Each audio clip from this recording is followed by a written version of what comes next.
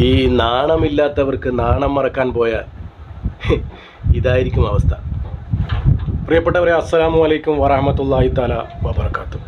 ഞാൻ 2 ദിവസമായിട്ട് കേട്ടുകൊണ്ടിരിക്കുന്നതാണ് ഉസ്താദുമാരെ കൊണ്ട് മാപ്പ് പറയിച്ചു, ഉസ്താദുമാരെ കൊണ്ട് മാപ്പ് പറയിച്ചു എന്ന്.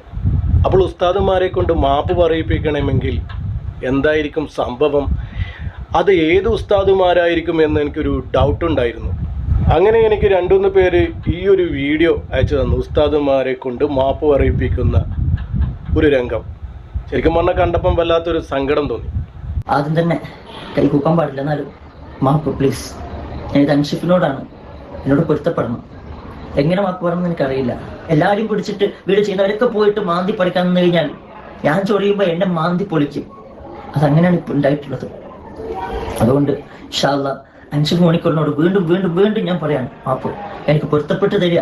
എന്നോട് അത്രയ്ക്കാണ് അപേക്ഷിക്കാണ്, പൊരുത്തപ്പെട്ട് തരിക. ഇൻഷാ അല്ലാഹ് ഇനി മേലാൽ ഒരു വീഡിയോസ് നിങ്ങൾക്ക് എതിരായിട്ട് ഒരു വീഡിയോസും എൻ്റെ ഭാഗത്തു നിന്നുണ്ട്. വല്ലാത്തൊരു രംഗമായി പോയി. ഇന്ന് ഏറ്റവും കൂടുതൽ ട്രെൻഡിങ് ആയിക്കൊണ്ടിരിക്കുന്ന ഫാമിലി വ്ളോഗർമാരാണ്. അപ്പോൾ അവരൊരു ഭാഗത്ത് ഇങ്ങനെ പോയിക്കൊണ്ടിരിക്കും. അപ്പോൾ അവരുടെ വേക്കിന്ന് നമ്മളിങ്ങനെ ചൊറിയാൻ പോയി കഴിഞ്ഞാൽ നമ്മളവർക്ക് ചൊറിഞ്ഞു കൊടുക്കേണ്ടത് തന്നെ വരും. അല്ലാതെ നമ്മളെ ഇങ്ങോട്ട് ചൊറിയാൻ വരുന്നവരെ നമുക്ക് വേണമെങ്കിൽ ചൊറിയാം.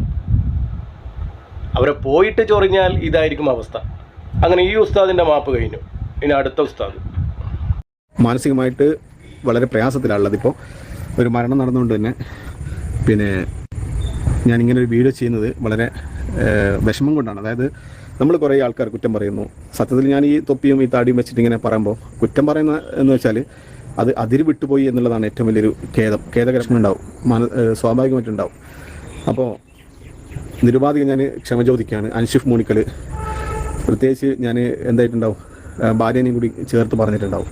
അപ്പോൾ എൻ്റെ പൊന്നു ഉസ്താദുമാരെ, നമുക്ക് തന്നെ അറിയാവുന്നതല്ലേ, 3 വിഭാഗക്കാരെ നമ്മളങ്ങ് വെറുതെ വിട്ടേക്കണം. അവരോട് ചൊറിയാൻ പോയാൽ വലിയ പണി കിട്ടും. അതൊക്കെ നമ്മൾ മനസ്സിലാക്കി കൊണ്ടുവേണം ഇങ്ങനെ ഓരോന്നിൽ ഇറങ്ങിത്തിരിക്കാൻ. അപ്പോൾ ഈ ഉസ്താദിൻ്റെ മാപ്പ് പറച്ചിൽ കഴിഞ്ഞ് ഇനി അടുത്ത ഉസ്താദ്.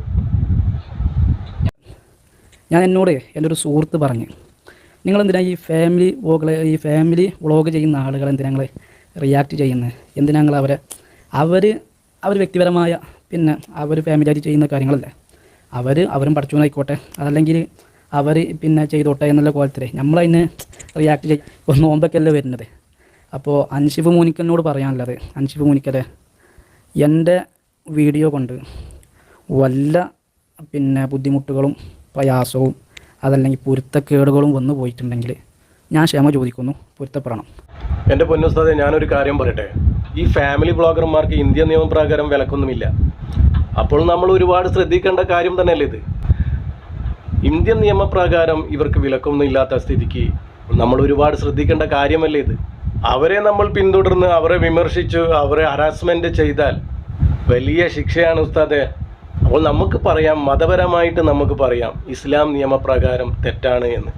അല്ലാതെ വ്യക്തിപരമായിട്ട് അവരുടെ ഫോട്ടോ വെച്ചും ആ ഒരു കുടുംബത്തിനെ അപമാനിക്കുന്ന രീതിയിലേക്ക് അങ്ങ് പോയാൽ വല്ലാണ്ടാകും. ഉസ്താദുമാർ സോഷ്യൽ മീഡിയയിൽ വന്ന് മാപ്പ് പറഞ്ഞു എന്ന് പറഞ്ഞപ്പോൾ തന്നെ എനിക്ക് 2-3 പേരെ സംശയം ഉണ്ടായിരുന്നു. അപ്പോൾ സംശയിച്ച പോലെ തന്നെ 3 ഉസ്താദ്. നമുക്ക് നമ്മുടെ വിഷയമല്ലാത്തടത്ത് നമ്മൾ അതിക്രമിച്ച് കിടക്കുമ്പോൾ നമ്മൾ ഒരുപാട് ചിന്തിക്കാനുണ്ടെന്ന് ഇതിനോടകം ഉസ്താദുമാർ മനസ്സിലാക്കണം. അങ്ങ് വിട്ടേക്ക്, 3 വിഭാഗക്കാരെ നമ്മളങ്ങ് വിട്ടേക്ക്. അങ്ങനെ വിമർശിക്കാനെങ്കിൽ എത്ര സിനിമാ നടന്മാരുണ്ട്, നമ്മളെന്താ അവരുടെ ബാക്കിൽ പോകാത്ത? ഇതന്നെയാണ് സംഭവം. അപ്പോൾ ഇതൊക്കെ മനസ്സിലാവേണ്ടവർക്ക് മനസ്സിലാവും.